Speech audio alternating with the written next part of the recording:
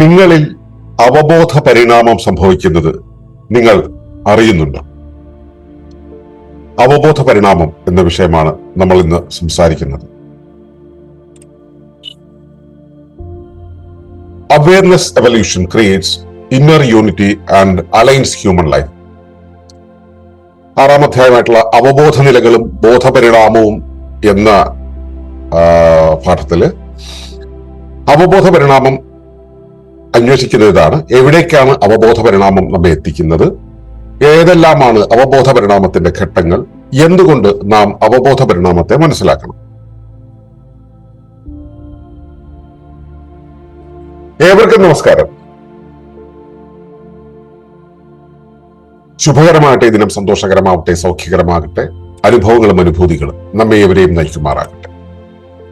അവബോധത്തിന്റെ വിവിധ തലങ്ങളെ കുറിച്ച് നമ്മൾ പഠിച്ചു. ബോധം എന്നത്, അതായത് ശുദ്ധമായ ബോധം എന്നുള്ളത് പ്രപഞ്ചത്തിന്റെ മൊത്തം മണ്ഡലത്തിലാണ് നിൽക്കുന്നതെന്നും അതിലെ ഒരു പ്രാദേശിക അവസ്ഥയിലാണ് ഒരു സത്ത ഉണ്ടാകുന്നതെന്നും ആ സത്തയുടെ ഓരോ തലങ്ങളും, അതായത് ഈ സത്തയായി രൂപം കൊണ്ടത് എവിടെയാണോ അവിടെയുള്ള ബോധത്തെയാണ് നമ്മൾ അവബോധം എന്ന് പറയുന്നത്.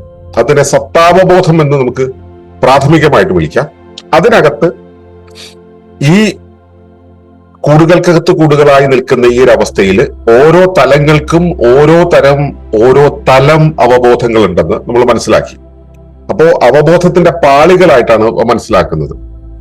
അവയെല്ലാം കൂടെ ചേർന്നതാണ് ഒരു സത്തയ്ക്ക് ബോധ്യമാകുന്ന അവബോധം, അല്ലെങ്കിൽ സത്തയിൽ പ്രകടമാകുന്ന, സത്തയുടെ എഫക്റ്റീവ് ആയിട്ടുള്ള അവബോധം എന്ന് നമ്മൾ പറഞ്ഞു. അപ്പോ അതിൽ തന്നെ ഏത് അവബോധ തലത്തിലാണോ അതിന് മുൻകൈയുള്ളത്, ആ മുൻകൈയുള്ളതാണ് ആ സത്തയുടെ കാര്യത്തിൽ അപ്പോൾ ആക്ട് ചെയ്യുക. അത് ഉദാഹരണത്തിന് ചിന്തയുടെ മേഖലയിലാണ് എനിക്ക് കൂടുതൽ ഉണർന്നു നിൽക്കുന്നത്, എന്റെ അവബോധം ഉണർന്നു നിൽക്കുന്നത് ചിന്തയുടെ മേഖലയാണ്. ജാഗ്രതന്റെ മേഖലയാണെങ്കിൽ ജാഗ്രതാവസ്ഥയിലാണ് എന്റെ ജീവിതം നയിക്കപ്പെടുക. ചിലര് ഓർമ്മകളിലായിരിക്കും, അവയവ തലത്തില്.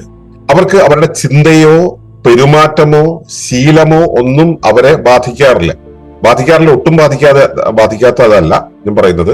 അവിടെ ലീഡ് ചെയ്യുന്നത് അവരുടെ സ്മൃതികളാണ്. അപ്പൊ ഓർമ്മകളിലാണ് അവരുടെ ജീവിതം ഉണ്ടാവുക. അതുകൊണ്ട് തന്നെ അവരുടെ ജീവിതത്തെ ലീഡ് ചെയ്യുന്നത് ഓർമ്മകളായിരിക്കും. വേറെ ചിലർക്ക് ശീലങ്ങൾ എന്ന് വെച്ചാൽ തന്റെ ശേഷികൾ, അത് ആ ശേഷികളെ ഉപയോഗിച്ചുകൊണ്ടുള്ള വഴക്കങ്ങൾ, അതിനനുസരിച്ചുള്ള തഴക്കങ്ങൾ, അവയിലായിരിക്കും. അവർ കൈനസ്തെറ്റിക്കൽ ആയിട്ടുള്ള കാര്യങ്ങളിലായിരിക്കും അവരുടെ ശ്രദ്ധ. അതുകൊണ്ട് തന്നെ അവരുടെ ജീവിതം നയിക്കുന്നത്, അവരുടെ ജീവിതത്തെ നയിക്കുന്നത് ഈ ശിക്ഷിതാവബോധത്തിന്റെ കാര്യങ്ങളായിരിക്കും. ചിലർ പെർഫോമൻസിലായിരിക്കും, പെർഫോം ചെയ്യുന്നതിലായിരിക്കും. അവരുടെ ചിന്ത വഴിതെറ്റിപ്പോകാം, ഓർമ്മകൾ വഴിതെറ്റിപ്പോകാം. ഇതെല്ലാം ആണെങ്കിലും അവർ പെർഫോം ചെയ്യുന്നതിലായിരിക്കും വിജയിച്ചു നിൽക്കുക. അപ്പോൾ ഏത് അവബോധ തലമാണോ ഒരു വ്യക്തിയിൽ ഉണർന്നു നിൽക്കുന്നത്, ഉയർന്നു നിൽക്കുന്നത്, അതിനനുസരിച്ചാണ് അവരുടെ ജീവിതം ക്രമപ്പെടുക. നമ്മളിവിടെ പറയുന്നത് അവബോധ തലങ്ങളെല്ലാം തമ്മിൽ സുതാര്യമാകുന്ന ഒരു അവസ്ഥയിലാണ് ആ വ്യക്തിക്ക് തന്റെ പരിപൂർണമായ ധർമ്മം നിർവഹിക്കാൻ കഴിയുക. അപ്പോഴാണ് ജീവിതം സാക്ഷാത്കരിക്കുക, ജീവിതം സമ്പൂർണമായ സ്വാസ്ഥ്യത്തിലാവുക എന്നുള്ളതാണ്.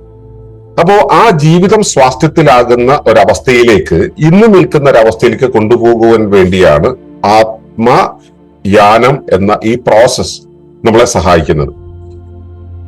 ആ പരിവർത്തനമുണ്ടല്ലോ, ആ പരിവർത്തനം ഘട്ടം ഘട്ടമായിട്ടാണ് പരിവർത്തിക്കുക. അതിനെയാണ് അവബോധ പരിണാമം എന്ന് പറയുന്നത്.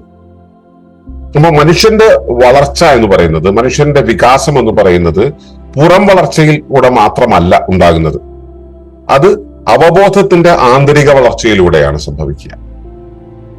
അപ്പോ അവബോധം അതിന്റെ പൂർണ്ണതയിലേക്കും ഈ സുതാര്യതയിലേക്കും ഒരു യൂണിറ്റിയിലേക്കും നീങ്ങുമ്പോൾ ജീവിതം കൂടുതൽ കോർഡിനേറ്റഡ് ആയിട്ട്, മീനിങ് ആയിട്ട്, പർപ്പസ്ഫുൾ ആയിട്ട് മാറും. അതായത് അവയർനെസ് എന്ന് പറയുന്നത് ഒരു ഏകസത്തയായിട്ട് മാറുമ്പോൾ ജീവിതം കൃത്യമായിട്ട് അലൈൻഡ് ആയിട്ട് പോകും. അതായത് പ്രകൃതിയുമായിട്ട്, പ്രപഞ്ചവുമായിട്ട്, ദൗത്യവുമായിട്ട് അലൈൻഡ് ആയിട്ട് പോകും. ഈ അവയർനെസ് എന്ന് പറയുന്ന ഒരവസ്ഥ, അതായത് അവബോധം എന്നുള്ള ഒരു അവസ്ഥ തന്നെ ഒരു ഹോളായിട്ട് മാറണം. സഹജാവബോധവും ശിക്ഷിതാവബോധവും ഉപബോധവും സത്താബോധവും പ്രകടബോധവും പ്രതിബോധവും എല്ലാം ഒരു ഹോളായിട്ട് മാറുന്ന സമയത്ത് ലൈഫ് വളരെ കൃത്യമായിട്ട് പോകും. ഇത് നിങ്ങളുടെ ജീവിതത്തിൽ സംഭവിക്കുന്നുണ്ട്, അത് നിങ്ങൾ അറിയുന്നുണ്ടോ എന്നുള്ളൊരു കാര്യമാണ് നമ്മൾ ആദ്യമേ ചോദിച്ചത്. അപ്പൊ ജീവിതത്തിലെ അനുഭവങ്ങൾ, തിരിച്ചറിവുകൾ, മാറ്റങ്ങൾ, ഇതൊക്കെ നിങ്ങളുടെ ജീവിതത്തിൽ ഉണ്ടാവുന്നുണ്ടല്ലോ. ഇപ്പൊ ഇവിടെ വന്നിരുന്നത് കേൾക്കുന്നത് പോലും അതിന്റെ ഭാഗമായിട്ടാണ്. അപ്പോ അതെല്ലാം ഉണ്ടായിട്ടുള്ളത് ആ പരിണാമത്തിന്റെ ഭാഗമായിട്ടാണ്.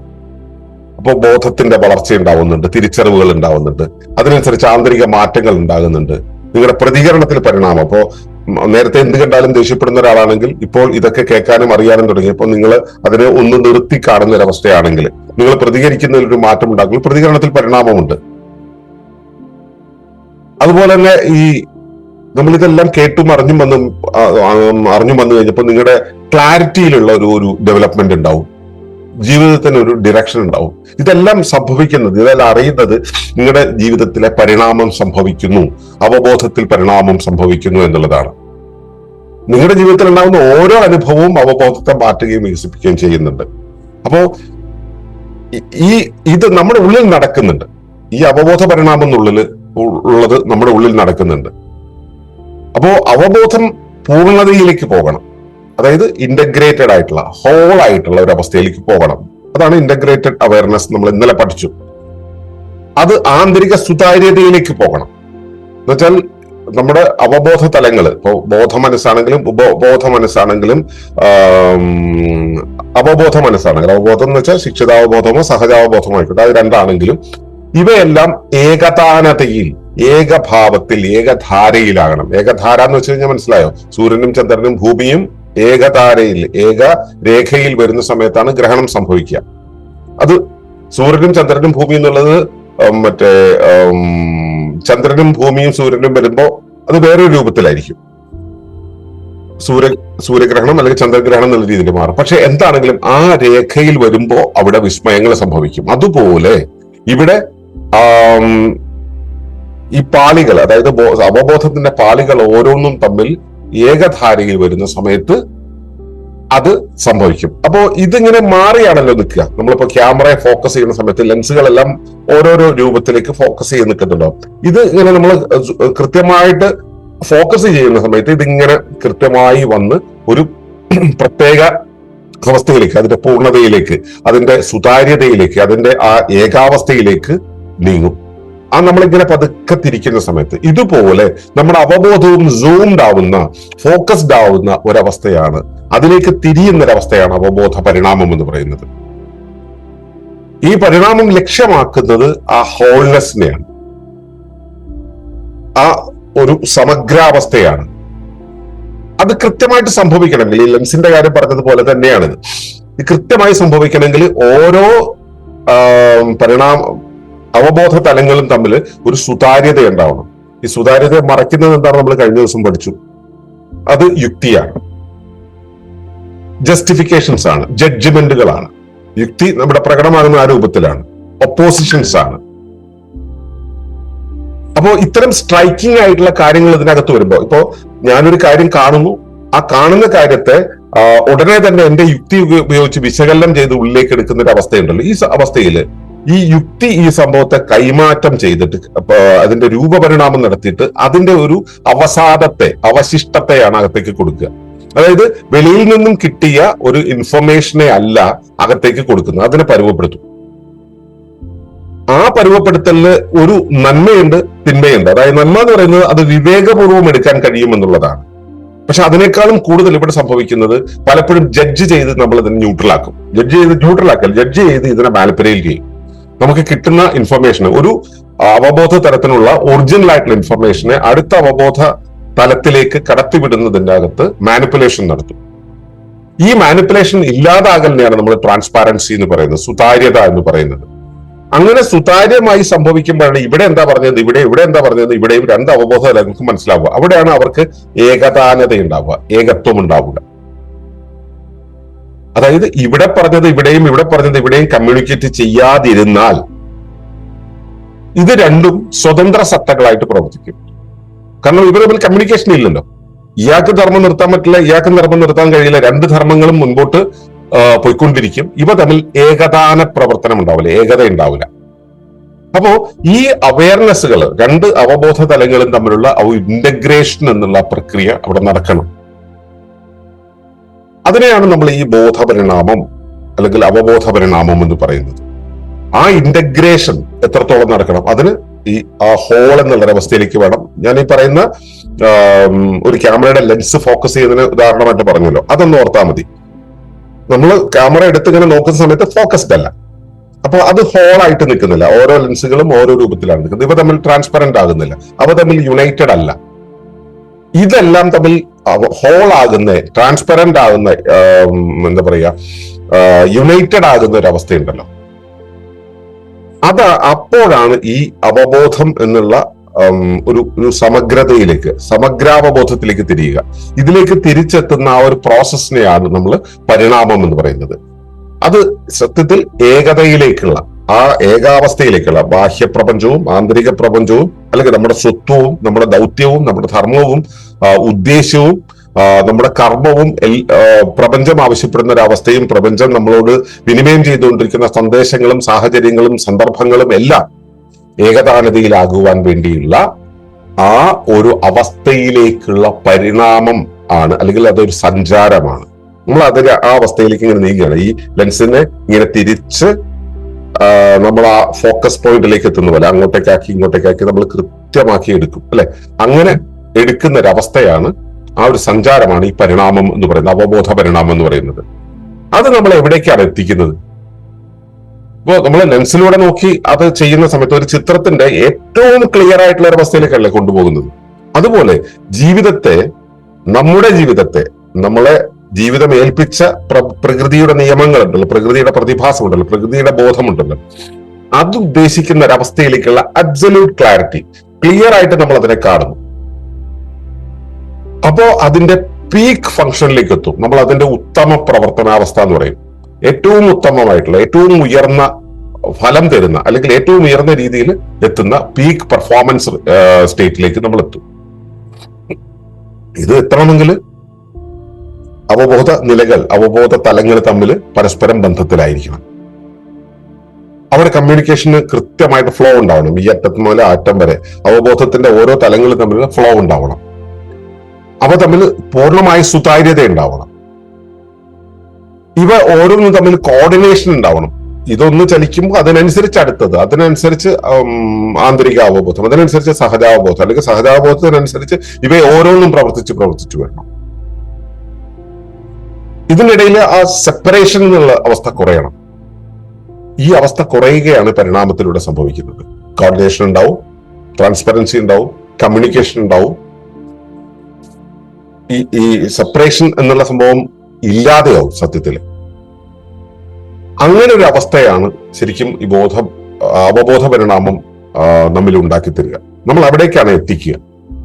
അങ്ങനെ വരുമ്പോഴാണ് അതിന്റെ പീക്ക് പെർഫോമൻസിലേക്ക് എത്തുക. അപ്പോ ജീവിതം കൂടുതൽ ക്ലിയർ ആവും, കൂടുതൽ ശക്തമാകും. എന്താണോ പർപ്പസ് അത് നടക്കുന്ന ഒരവസ്ഥയിലേക്ക് എത്തും. അങ്ങനെ എത്തിക്കഴിയുമ്പോൾ സ്വാഭാവികമായിട്ടും അത് ലീസ്റ്റ് എഫേർട്ടിലായിരിക്കും ഉണ്ടാവുക. എഫേർട്ടില്ല, ശ്രമരഹിതമായ ഒരു ജീവിതാവസ്ഥ നമ്മുടെ ഉള്ളിൽ ഉണ്ടാക്കി തരും. അപ്പോൾ നമ്മൾ ഈ പരിണാമത്തിലൂടെ കടന്നു പോകണമെങ്കിൽ നമുക്ക് എന്തൊക്കെയാണ് ചെയ്യേണ്ടത്? അല്ലെ, നമ്മുടെ ഉള്ളിൽ അതെങ്ങനെയാണ് പരിണാമത്തിന്റെ ഘട്ടങ്ങൾ ഉണ്ടാവുക? ആദ്യം അവബോധ നിലകളെ തിരിച്ചറിയാന്നുള്ളത്. നമ്മുടെ ശരീരത്തിനകത്തും പുറത്തുമുള്ള ഓരോന്നും നമ്മളതിന് കാറ്റഗറൈസ് ചെയ്തിട്ട് 6ഓളം അവബോധ തലങ്ങൾ നിങ്ങൾക്ക് പറഞ്ഞു തന്നിട്ടുണ്ട്. ഇനി 6ൽ ഒതുങ്ങുന്നതാണോ എന്ന് ചോദിച്ചാൽ 6ൽ ഒതുങ്ങുന്നതല്ല, നമുക്ക് ഇഷ്ടം പോലെ ആക്കി വിഭജിക്കാം അതിനെ. കാരണം റിഡക്ഷനിസം അതിന് നമുക്ക് സ്വാതന്ത്ര്യം തരുന്നുണ്ട്. എത്ര വേണമെങ്കിലും നമുക്ക് ഇതിനെ വിഭജിച്ചു കൊണ്ടുപോകാം. വിഭജിക്കുന്തോറും അത് യാഥാർത്ഥ്യത്തിൽ നിന്നും കൂടുതൽ ദൂരെ പോയിക്കൊണ്ടിരിക്കും എന്നത് വസ്തുത. അതുകൊണ്ട് തന്നെ നമ്മൾ കൃത്യമായി തിരിച്ചറിയാൻ പാകത്തിലുള്ള 6 ഘട്ടങ്ങളായിട്ട് നമ്മൾ അതിനെ വിഭജിച്ചു മനസ്സിലാക്കുന്നു, എന്നിട്ട് അവയെ ഏകീകരിക്കുന്നു. അപ്പോ അവബോധ നിലകളെ തിരിച്ചറിയണം. ഇപ്പോ നമ്മുടെ വെളിപാടുകൾ ഉണ്ടാവുന്നത് നമ്മുടെ സഹജാവബോധമാണ്. നമ്മുടെ ശീലങ്ങള് അല്ലെങ്കിൽ നമ്മുടെ വഴക്കങ്ങളും തഴക്കങ്ങളും, അവിടെയാണ് ഈ ശിക്ഷിതാവബോധം ഉണ്ടാകുന്നത്. പിന്നെ നമ്മുടെ ഓർമ്മകൾ, വിശ്വാസങ്ങൾ, അറിവെന്ന് നമ്മൾ കരുതുന്നത് കേട്ടോ, ഇതെല്ലാം ഉണ്ടാകുന്നത് ഉപബോധത്തിൽ. നമ്മുടെ ചിന്തകൾ, ഭാവനകൾ, അതുപോലെ തന്നെ പ്രത്യാശകൾ, വിശകലനങ്ങൾ എല്ലാം ഉണ്ടാകുന്നത് ബോധതലത്തിൽ. അത് കഴിഞ്ഞാല് ഇവയെല്ലാം ശരിയാം വിധം വെളിപ്പെടുത്തുന്നത് നമ്മുടെ വ്യക്തിത്വ രൂപത്തിൽ ഈ സംഭവത്തെ വെളിപ്പെടുത്തുന്നത്, പുറം ലോകവുമായിട്ട് വിനിമയം ചെയ്യുന്നത്, പുറം ലോകവുമായിട്ട് സഹകരിക്കുന്നത്, ഇത് പ്രകടബോധത്തിൽ. അതിനുമപ്പുറത്തേക്ക് നമ്മൾ സാമൂഹ്യമായിട്ടുള്ള ഒരു തലത്തിലേക്ക് കണക്റ്റായി നിൽക്കുന്നത്, നമ്മുടെ റെസ്പോൺസസ് സംഭവിക്കുന്നത്, നമുക്ക് അനുഭവങ്ങൾ ഉണ്ടാവുന്നത്, നമ്മുടെ ജീവിതത്തിലേക്ക് വേണ്ടുന്ന കാര്യങ്ങൾ നമ്മളിലേക്ക് കയറി വരുന്നത്, എക്സ്റ്റേണൽ വേൾഡിൽ നിന്നും കയറി വരുന്നത്, ഇത് പ്രതിബോധത്തിലാണ്. അപ്പോൾ ഇത് ഓരോന്നും പ്രത്യേകം പേരിട്ട് വിളിച്ച് ഓരോന്നും നമ്മൾ തിരിച്ചറിയുകയാണെങ്കിൽ നമുക്ക് ഈ അവബോധ പരിണാമം സംഭവിക്കുന്നതിന്റെ ട്രാക്ക് നമുക്ക് കൃത്യമായിട്ട് പിടികിടും, ട്രാക്കിംഗ് നടക്കും. അപ്പോ അതിനാദ്യം വേണ്ടതെന്ന് വെച്ചാൽ അവബോധ നിലകളെ തിരിച്ചറിയാനായിട്ട് ആത്മനിരീക്ഷണം ഉണ്ടാവുക എന്നുള്ളതാണ്. നമ്മുടെ ശരീരത്തിലെ ഓരോന്നും, ജീവിതത്തിലെ ഓരോ സന്ദർഭങ്ങളെയും നമ്മൾ തിരിച്ചറിയുക, ശരിയായ രീതിയിൽ നിരീക്ഷിക്കുക. നിരീക്ഷിക്കുന്ന സമയത്ത് നമുക്ക് ഓരോ ഘട്ടങ്ങൾ തിരിച്ചറിയാൻ കഴിയും. ഓരോ അവയർനെസ്സിനെയും നമുക്ക് റെക്കഗ്നൈസ് ചെയ്യാൻ പറ്റും. ഇതാണ് ഇത് എന്റെ ഓർമ്മയിൽ നിന്നും വരുന്നതാണ്. ഈ വിശ്വാസം എന്ന് പറയുന്നത് യാഥാർത്ഥ്യമായിട്ട് ബന്ധമുള്ളതല്ല. ഈ വിശ്വാസം എന്ന രൂപത്തിലല്ല, അറിവെന്ന രൂപത്തിലാണ്. ഞാൻ അറിഞ്ഞു എന്ന രൂപത്തിൽ ഞാൻ കരുതി വെച്ചിരിക്കുന്നത് വിശ്വാസം മാത്രമാണ്, അതല്ല. ഇത് മറ്റുള്ളവയുമായിട്ട് ചേർന്ന് പോകേണ്ടതുണ്ട്. ഇപ്പോ ഞാൻ അറിഞ്ഞിരിക്കുന്ന ഒരു കാര്യം, ഇത് ഇങ്ങനെയാണ് വേണ്ടത്, എന്നിട്ട് എന്റെ മുമ്പിൽ കാണുന്ന അനുഭവത്തിൽ അത് അങ്ങനെയല്ല. അപ്പൊ പിന്നെ ആ കാര്യം ശരിയല്ല എന്ന് നമ്മൾ അനുമാനിക്കുന്നു. ആ കാര്യം ശരിയല്ല എന്ന് അനുമാനിക്കുന്നത് എന്റെ ഈ വിശ്വാസം വെച്ചിട്ടാണ്, എന്റെ വിശ്വാസത്തിന്റെ മാനദണ്ഡം വെച്ചിട്ടാണ് അത് ശരിയല്ല എന്ന് ഞാൻ നിരൂപിക്കുന്നത്. ഞാൻ കണ്ണുകൊണ്ട് കാണുകയാണ് അവിടെ ഒരു കാര്യം നടക്കുന്നത്. അതങ്ങനെ നടക്കുന്നു എന്നുള്ളത് വർത്തമാന യാഥാർത്ഥ്യമാണ്. അത് തെറ്റാണ്, കറപ്റ്റഡ് ആണ് എന്ന രീതിയിൽ നമ്മൾ മനസ്സിലാക്കുന്നതിന് പുറകിൽ വേറെന്തോ പ്രശ്നമുണ്ട്.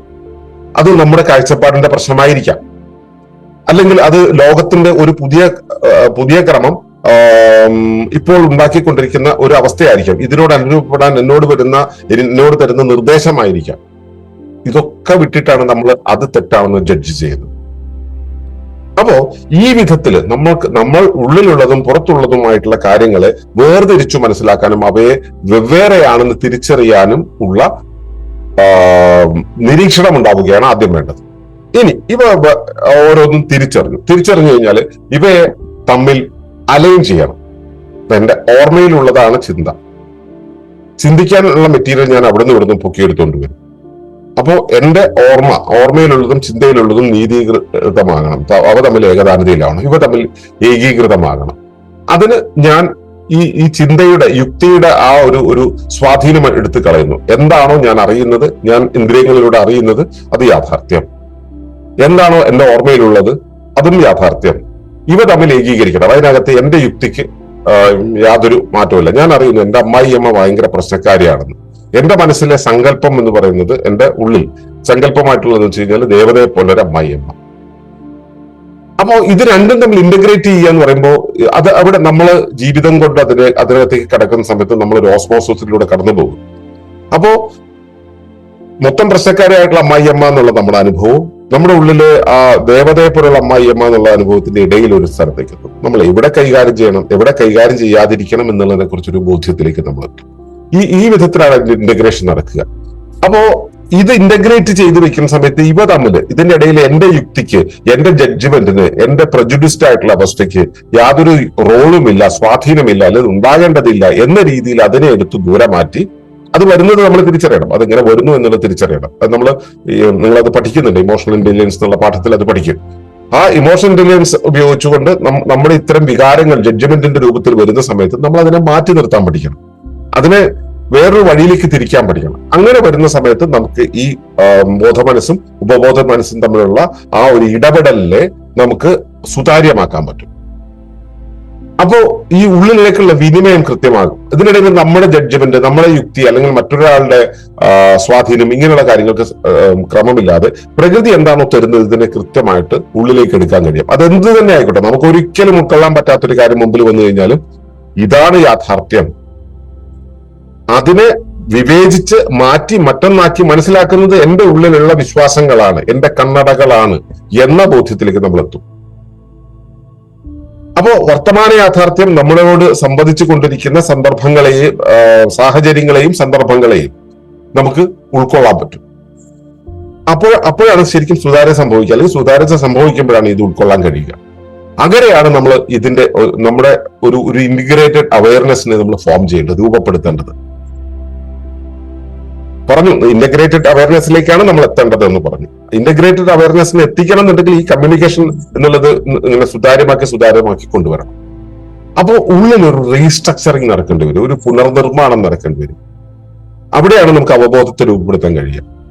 ഇവിടെയാണ് നമുക്ക് ഒരു ടൂൾ ആവശ്യമായിട്ട് വരുന്നത്. അതെങ്ങനെയാണ് ഇത് സംഭവിപ്പിക്കുക? ആദ്യം വേണ്ടത് ഇങ്ങനെയൊക്കെയാണ് ഘട്ടങ്ങൾ എന്നുള്ളത്. ഇപ്പൊ നിങ്ങൾ അതിലൂടെ കടന്നുപോയിക്കൊണ്ടിരിക്കുന്നത്, അതിനുവേണ്ടിയുള്ള ഒരു പഠനം ആവശ്യമാണ്, ലേണിംഗ് ആവശ്യമാണ്.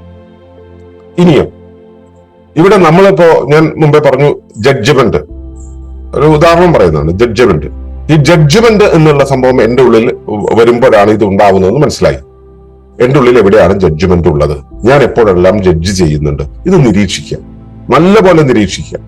നിരീക്ഷിച്ചു കഴിഞ്ഞ് നമുക്കത് ഉണ്ട് എന്ന് ഐഡന്റിഫൈ ചെയ്ത് കഴിയുമ്പോൾ അതിനെ പ്രസക്തമല്ലാതെയാക്കുക.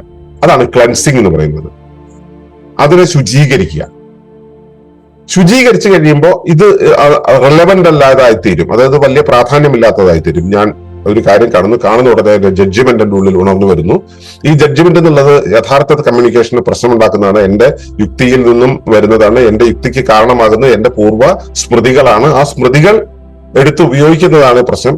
ഈ ജഡ്ജ്മെന്റിന് യാതൊരു സാധ്യതയും ഇല്ലാത്ത രീതിയിൽ ഞാൻ അതിനെ എടുക്കണം, ഇതിനെ ബൈപ്പാസ് ചെയ്യണം. ആ ബൈപ്പാസ് ചെയ്യുമ്പോൾ ഞാൻ എത്തുന്ന സ്ഥലം ഇതാണ്, അപ്പൊ അവിടേക്കാണ് ഞാൻ മാറേണ്ടത് എന്ന പുതിയൊരു ബോധ ലക്ഷ്യത്തിലേക്ക് നമ്മൾ മാറേണ്ടതുണ്ട്, അല്ല നമ്മൾ കണ്ടെത്തേണ്ടതുണ്ട്. അപ്പൊ ഇതിലേക്ക് ഇവിടെ നിന്നും അങ്ങോട്ടേക്കുള്ള ഒരു പരിവർത്തനത്തെ നമ്മൾ ഷിഫ്റ്റിംഗ് എന്നുള്ള പ്രോസസ്സിലൂടെ കൊണ്ടുപോകുന്നത്. അതിനാണ് പാരഡൈം ഷിഫ്റ്റ് എന്ന് പറയാം.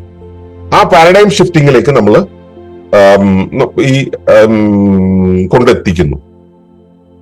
ആ സമയത്ത് പാരഡൈം ഷിഫ്റ്റിലൂടെ നമ്മൾ ആവർത്തിച്ചുകൂടെ നമ്മൾ കടന്നു പോകുമ്പോൾ, ആ ഒരു പ്രോസസ്സിലൂടെ കടന്നു പോകുന്ന സമയത്ത് നമ്മുടെ ഉള്ളിൽ കൃത്യമായിട്ട് രൂപീകരണം ഉണ്ടാകും. ഈ റീസ്ട്രക്ചറിങ് എന്നുള്ളത് അവിടെ കൃത്യമായിട്ട് നടന്ന ഒരു പുതിയ രൂപം ഉണ്ടാവും. ഇത് ഒറ്റയടിക്ക് സ്വിച്ചിട്ട പോലെ മാറുന്നതല്ല. അപ്പൊ ഞാൻ അനുഗ്രഹിച്ചു നിങ്ങളെല്ലാം മാറി എന്ന് പറയുന്ന ഒരു അവസ്ഥ ഇവിടെ ഇല്ല. ഓരോ വ്യക്തിക്കകത്തും ഇത് സ്വയം അറിഞ്ഞ് പഠിച്ച് ക്ലീൻ ചെയ്ത് ഷിഫ്റ്റ് ചെയ്ത് ഫോം ചെയ്യേണ്ട കാര്യമാണ്. ഇത് ഇത്രയേറെ പ്രോസസ്സിലൂടെ കടന്നു പോകേണ്ടതുണ്ട്. അപ്പൊ അതിനുവേണ്ടി നമ്മൾ ചില അഭ്യാസങ്ങളിലൂടെ കടന്നു പോകുന്നു. അതാണ് ഈ ആത്മയാനം നിങ്ങൾക്ക് തരുന്നത്. ഒന്ന് ഫിസിക്കൽ പ്രാക്ടീസാണ്. ശരീരത്തിന്റെ ഒരു സുതാര്യത ഉണ്ടായാൽ മാത്രമേ, ശരീരത്തിന് ഒരു വഴക്കം ഉണ്ടായാൽ മാത്രമേ നമുക്ക് ഈ കാര്യങ്ങളിലൂടെ എത്താൻ കഴിയുള്ളൂ. അത് ഭക്ഷണം മുതലുള്ള കാര്യങ്ങൾ ക്രമീകരിക്കേണ്ടതുണ്ട്. വ്യായാമം വേണ്ടിവരും, നമുക്ക് ചില പ്രത്യേക രീതിയിലുള്ള ചലനങ്ങൾ വേണ്ടിവരും, നമ്മുടെ ഇടത്തെയും വലത്തെയും മെറിഡിയനുകളെ തമ്മിൽ ബാലൻസ് ചെയ്യേണ്ടി വരും, ഇടതു മസ്തിഷ്കവും വലതു മസ്തിഷ്കവും തമ്മിൽ കോർഡിനേറ്റ് ചെയ്ത് പ്രവർത്തിപ്പിക്കേണ്ടി വരും. ഇങ്ങനെ ഫിസിക്കൽ ആയിട്ടുള്ള പ്രാക്ടീസുകൾ ഒന്ന്, അത് ശരീര ക്രമീകരണം എന്നുള്ള രൂപത്തിൽ നമ്മളത് ചെയ്യണം. ആരോഗ്യമുള്ള ജീവിതശൈലിയിലൂടെ അത് നമ്മൾ അച്ചീവ് ചെയ്യേണ്ടതുണ്ട്. അടുത്തത് ഇപ്പൊ ശരീരമായി, ഇനി മനസ്സിന് ചില പ്രാക്ടീസുകൾ എണ്ണം. അപ്പോൾ അതിന് ആദ്യം വേണ്ടത് ചിന്താ നിരീക്ഷണം തുടങ്ങിയ കാര്യങ്ങളാണ്. അതിന് ക്ലാരിറ്റി ഉണ്ടാവണം. അതിനു വേണ്ടിയിട്ടുള്ള ചില നിശ്ചിന്തനം എന്നുള്ളൊരവസ്ഥ, ചിന്തകളില്ലാതെ ഇരിക്കുന്ന ഒരവസ്ഥ. അപ്പോൾ ചിന്തയെ നമ്മളൊന്ന് കൈകാര്യം ചെയ്യാൻ പഠിക്കേണ്ടി വരും. ചിന്തകൾ ഏത് വഴിക്ക് പോകുന്നു എന്ന് ചിന്തിക്കേണ്ടി വരും. അങ്ങനെ ചില പ്രാക്ടീസുകൾ ഉണ്ട് അതിനു വേണ്ടിയിട്ട്. അത് നമ്മളിവിടെ ഈ നമ്മുടെ പ്രോഗ്രാമിൽ നമ്മളത് വളരെ ഡീറ്റെയിൽഡ് ആയിട്ട് നമ്മൾ പഠിക്കുന്നുണ്ട്. പഠിക്കുക എന്ന് വെച്ചാൽ വെറുതെ തിയറി പഠിക്കലല്ല, നമ്മൾ പ്രാക്ടീസ് ചെയ്യുന്നുണ്ട്. ഇത് കഴിഞ്ഞിട്ട് നമ്മൾ ഈ ചിന്തയുടെയും ശരീരത്തിന്റെയും അവസ്ഥയെ കമ്പൈൻ ചെയ്തിട്ടുള്ള ഒരു പരിപാടിയാണ് ഹാബിറ്റ് എന്ന് പറയുന്നത്. ഹാബിച്വൽ ആയിട്ടുള്ള ചില അവസ്ഥകളുണ്ട്. നമ്മുടെ ശീലങ്ങൾ കൊണ്ടാണ് നമ്മൾ പലതും ചെയ്യുന്നത്. ആ ശീലങ്ങളെ നമ്മൾ പുതിയ രൂപത്തിൽ രൂപീകരിക്കണം. അത് ആവർത്തിച്ച് ചെയ്തുകൊണ്ട്, ബോധപൂർവം ആവർത്തിച്ച് ചെയ്തുകൊണ്ട് നമ്മൾ ആ പുതിയ ശീലത്തിലേക്ക് എത്തണം. ഇതുപോലെ തന്നെ നമുക്ക് ആ ശീലങ്ങളിൽ ഉറച്ചു നിൽക്കാനുള്ള, ഈ പ്രാക്ടീസുകളിൽ ഉറച്ചു നിൽക്കാനുള്ള ചില സിസ്റ്റംസ് ആവശ്യമാണ്. ആ സിസ്റ്റത്തിലൂടെ പോകേണ്ടി വരും. പിന്നെയാണ് നമ്മൾ ഇതിന്റെ കുറച്ചുകൂടെ സുതാര്യമാകുന്ന ഒരു അവസ്ഥയിലേക്ക് നമ്മൾ പോകേണ്ടത്. അവിടെയാണ് മറ്റേ സ്പിരിച്വൽ പ്രാക്ടീസുകൾ വേണ്ടി വരുന്നത്, ആത്മീയ പരിശീലനങ്ങൾ, ആത്മീയ സാധനകൾ വേണ്ടി വരുന്നത്. അവിടെ ആത്മനിരീക്ഷണം വേണ്ടിവരും, ധ്യാനം വേണ്ടിവരും, ആന്തരികമായിട്ടുള്ള ബന്ധം, യാത്രകൾ വേണ്ടിവരും, നമ്മുടെ വൈറ്റൽ ഫോക്കസിങ് വേണ്ടിവരും, നമ്മുടെ പ്രാണചാലനത്തെ നമ്മൾ ശ്രദ്ധിക്കേണ്ടി വരും. ഇങ്ങനെയുള്ള കാര്യങ്ങളെല്ലാം അവിടെ എത്തുമ്പോൾ നമ്മൾ ആ ആത്മീയമായ ഉണർവിലേക്ക് എത്തി നമ്മൾ കുറച്ചുകൂടെ വെളിപ്പെട്ട് കിട്ടുന്ന സമയത്ത് നമുക്ക് നമ്മുടെ ജീവശക്തിയെ ശരിക്കും പ്രൊട്ടക്ട് ചെയ്യേണ്ടി വരും. നമ്മുടെ പ്രാണന്റെ ചലനത്തെ കൃത്യമായ രീതിയിൽ ബാലൻസ് ചെയ്യേണ്ടി വരും. അങ്ങനെ വരുന്നതാണ് വൈറ്റൽ പ്രാക്ടീസ് എന്ന് പറയുന്നത്. അപ്പൊ physical practice, mental practice, habitual practice, spiritual practice, vital practices, ഇത്തരം 5 തരം പ്രാക്ടീസുകളിൽ കൂടെയാണ് നമുക്ക് അവബോധത്തിന്റെ ആ ഒരു ഏകതയിലേക്ക് നമ്മൾ എത്തുക. അതിനുവേണ്ടിയുള്ള പരിണാമമാണ് നമ്മൾ ഇവിടെ പ്രാക്ടീസ് ചെയ്യുന്നത്.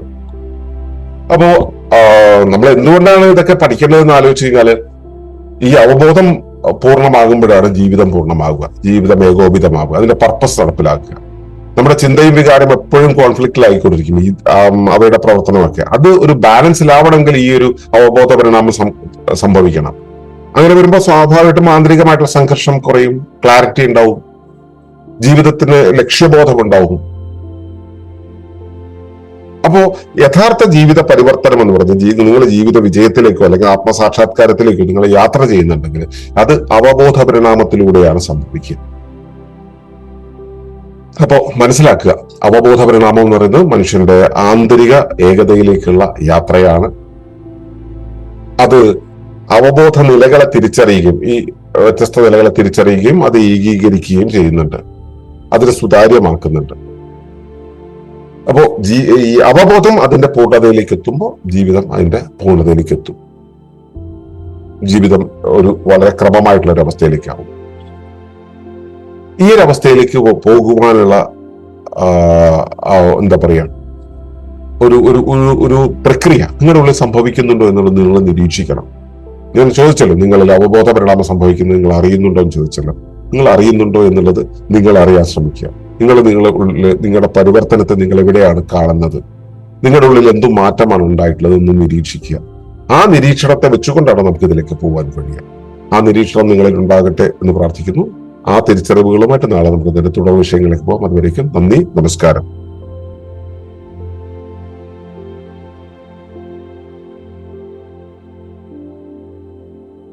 തുടർന്ന് കാണുന്നതിന് മുമ്പായി ഈ വിഷയം ഇഷ്ടമായെങ്കിൽ ഒന്ന് ലൈക്ക് ചെയ്യുക, കമന്റ് ചെയ്യുക, ഷെയർ ചെയ്യുക. നിങ്ങൾ പ്രകൃതിയെ ഇഷ്ടപ്പെടുന്നുവെങ്കിൽ ഈ ചാനൽ ഒന്ന് സബ്സ്ക്രൈബ്